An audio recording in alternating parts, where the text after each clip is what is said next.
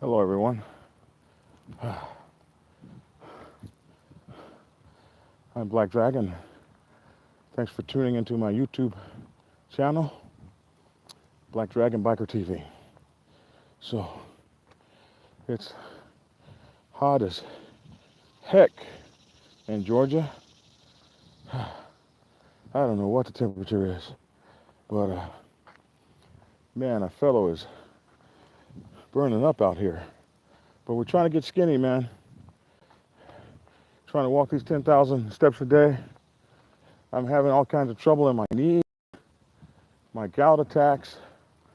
I got a growing pool. I can barely walk. I got to give it up to this tension. This thing right here, it is a walking stick from hell. It will hold you up. I'm going to do another review on it. But we're good to see everybody out here. Trickstar, Jim Wilson, everybody. OKC #1 stunners. It's good to see you all. So, I got a letter, an email. I'm not quite sure when I got it. It looks like I've had it for a while.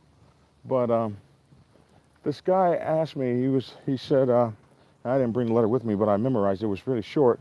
But he basically said that he really enjoyed getting out and riding his motorcycle across the country and stuff like that, especially since we started making these videos. He started watching the channel.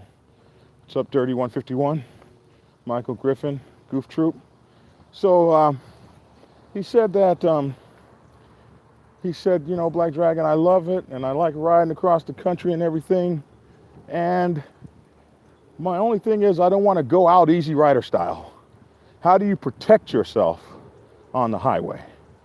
And, you know, what do you do about protecting yourself and making sure that you're safe on the highway?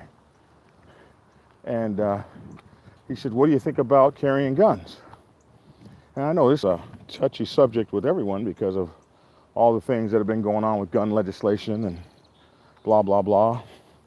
So I guess I'll do several videos on this. This is a video I'm going to do.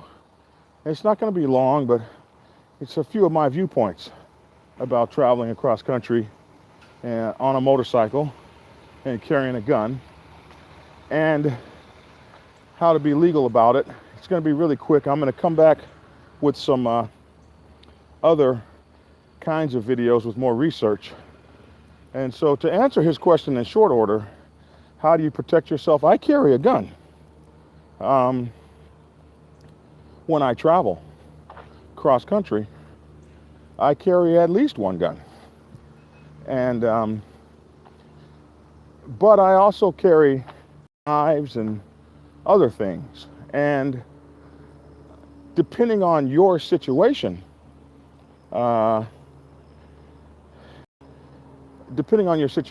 like what class of motorcycle club you ride in, there are other things that you have to think about. And we'll talk about wearing your colors in other states and getting permission to ride in other areas, because that's important too.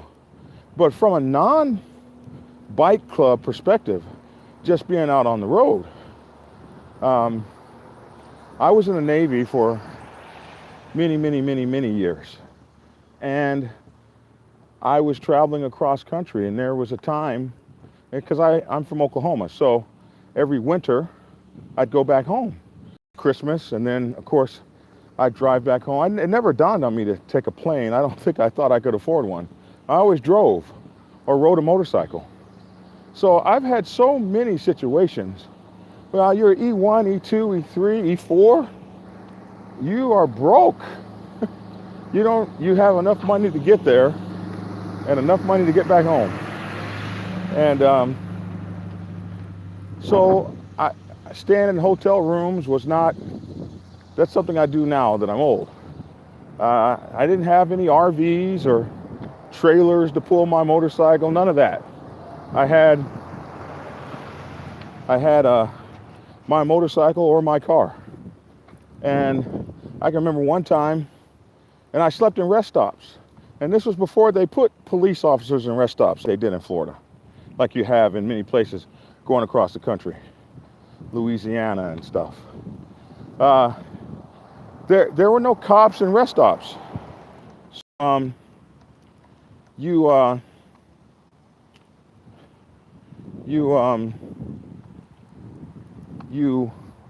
ride or you drive, you pull it to the rest stop and you go to sleep. And one of my most harrowing situations, the situation that made me start carrying a gun, because I didn't really carry before that.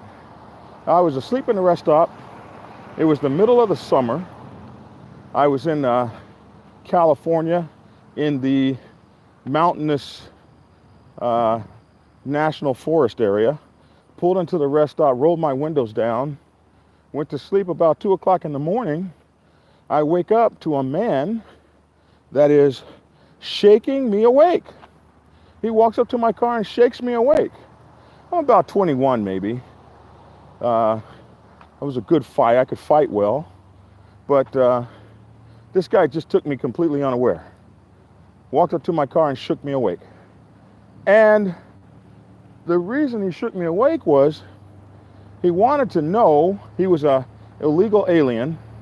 He had come from Mexico. He was a Mexican migrant, illegal migrant, I imagine. Somebody who had crossed the border illegally. And he was trying to navigate himself north to Northern California. And he had a map and didn't know how to use it. Couldn't read the English. So he must have sat around and wondered, what the hell am I going to do? And finally, no telling how long he waited in that rest stop till he found someone he thought maybe he could trust.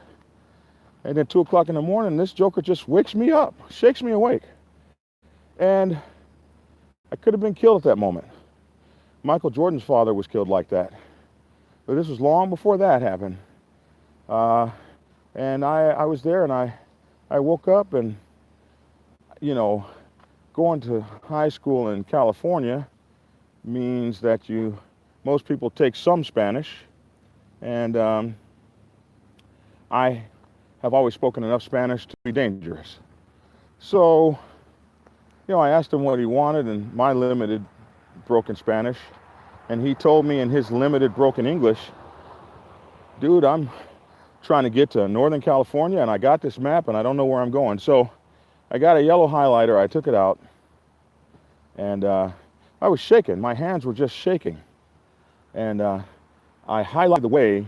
For all he knew was the town. I think it was Modesto. He kept saying this town. That's the only thing he could speak in Spanish, or in English, really. So I drew out the map for him, how to get there.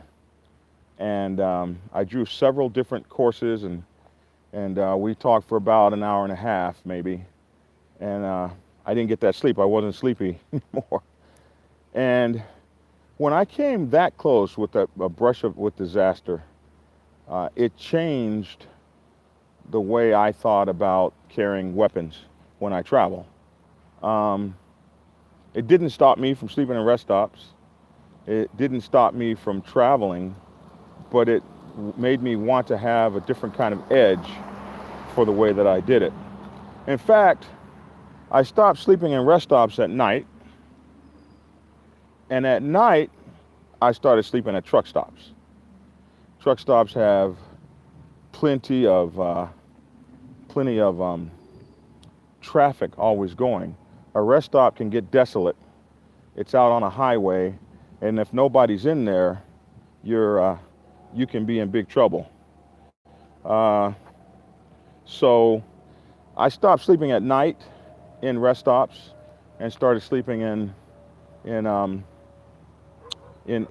truck stops. And then one time, I was traveling on my motorcycle across Oklahoma. It was 2 o'clock in the morning. I like riding cross country at night in the summer. It's not as hot. It's and especially if you're going across the 40, right about 2 o'clock in the morning, 1 o'clock in the morning, all of the 18-wheelers and stuff, they're down for the most part. And the holiday travelers are down for the most part. So you get to run. And I mean, you get to run hard. I was riding so fast, I was outriding the headlights. I had to slow down because my headlights I couldn't, by the time I was up on stuff, I was, almost off the road. I'm running 2 o'clock in the morning, $120, and I'm out riding my headlights. So I bought bigger headlights eventually.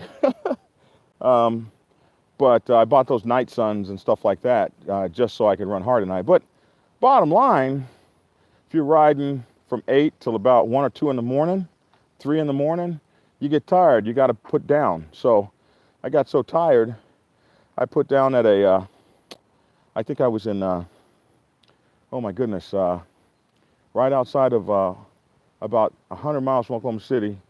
I was still in Seminole County, I think. And I put down at an Indian reservation, gaming reservation, casino. And I crawled underneath. At that time, I had a gold wing. I crawled underneath my gold wing, went to sleep. And I wake up to some guy kicking me in my foot. But this time, he's staring down the barrel of a .45 caliber pistol. Of course, he happened to be tribal police. So it didn't go down well, but I was not as much a victim as I would have been way back when the Mexican fellow pulled me over or woke me up. So it was different. It was a game changer. What the hell are you doing kicking me in my feet? Well, you need to put that away. So, of course, we had issues, but bottom line was I was protected, and I felt the strength of being protected, of having that thing that if you didn't kill me laying down, I had a way to fight back. So. Somebody said I drive at night so I can run all night long. I've gotten old, and that's the thing. I used to be able to run all night long. I used to be able to be a super biker, and I've gotten old. I still ride across country. My days of being able to ride in 115-degree weather and the pavement is 130 and I'm riding 13 hours in the sun and the only shade is the clouds that roll over, burning my skin while I'm putting down 1,000 miles plus a day. Well, I haven't done that since I became 55. So that was April. So I haven't done that yet. I'll probably do that later this month or next month. Make one of those kinds of runs. And I'm not upset. I might not make it. I might not be able to run 1,000 miles a day like I've always done in the past. I might not be able to run 1,500 miles in a day. We might be regulated to 6-hour, 8-hour rides. I'm not mad. I've done that. So carrying a weapon. I'm not going to tell you the laws because I have to research them so that I don't tell you something that gets you put in prison for the rest of your life. Generally, you can carry a weapon, a gun. I think the rule is, and I'm saying I think, the rule is if the state you're leaving allows you to have it and the place you're going allows you to have it, you can carry it through every state legally. Now, how you carry it is, thank you, Michael Griffin, how you carry it is different in different places. For instance, in California, you may have to carry the weapon in one area, the ammunition in another area, and the area that the weapon is in must be locked. So if you have 2 saddlebags, to legally carry there, you might have to have a gun in one area, the weapon in another area, the magazines in another area, and the saddlebags locked. That might be something you have to do. There are different requirements of every state. And one thing that I do is I check out the gun requirements of every state I'm traveling to or through. So that I know, like for instance, if you are a concealed carry permit holder in Georgia, you can carry everything. It's a weapons permit. So you can have nunchucks, brass knuckles, switchblades, swords, it don't matter. Here. You can also open carry here. You can wear it on your side like Wyatt Earp. But in California, for instance, a concealed carry permit only gives you 3 weapons, 3 guns. And those guns and their serial numbers are on that permit. And it also tells you where you can carry them. Like you can't have a gun in your boot. So concealed carry permit out there is someplace that is a place where it's different. So there are also reciprocal states. States that if you got a Georgia concealed carry permit, you can carry in all but 17 states, I believe. But there's different rules. Like in Texas, for instance, if a police officer pulls you over, you have to tell him, I have a concealed carry permit and I have a weapon on me. That's the first thing that's got to be out of your mouth. Whereas in Georgia, you don't have to say a thing. So I say that having concealed carry permits and carrying weapons makes you one thing, a bigger target for governmental putting your butt in prison. You got to know your weapons business if you're going to be carrying a gun in the United States. And then we have this thing called, oh my goodness, it's a thing that they're using called, oh my goodness, oh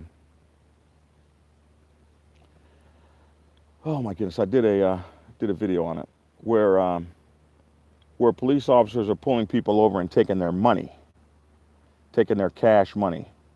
And basically the idea is that we are accusing your cash of a crime.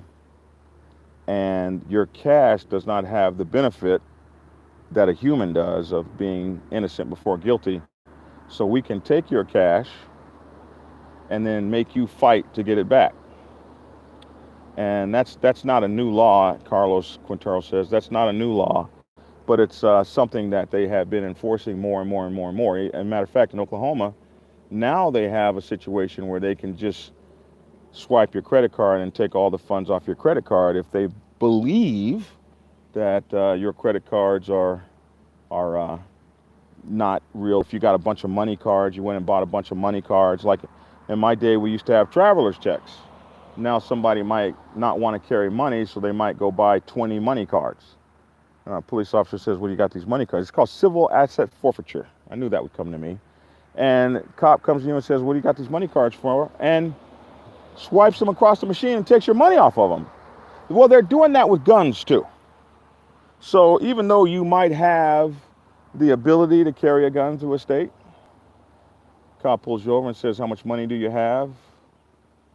And if he feels like you have too much cash, oh, I'm carrying $10,000. Nobody carries that. Give me that money. And they take it. And then you got to go hire attorneys and stuff like that to get it back. Well, they're doing that with weapons too. So even though it's legal for you to carry your weapon, we might think that it's nefarious for you to have it and we're going to make you fight to get it back. So there's a lot going on with your civil freedoms, and your right to carry is being attacked every single solitary day. But for a guy laying down asleep on a motorcycle in a rest stop, carrying a weapon could be essential to your longevity, essential to you staying alive.